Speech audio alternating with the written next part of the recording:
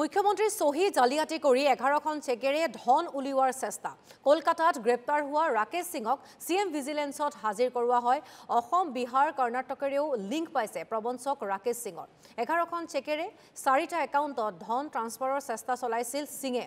CM পুঁজিৰ ধন হোৱাৰ বাবে ভিজিলেন্সক যোগাযোগ কৰিছিল বেংকে SBIয়ে মুকলাই দিয়া নাছিল সেই ধন একাউণ্ট কেইটাত আৰু সিএম ভিজিলেন্সে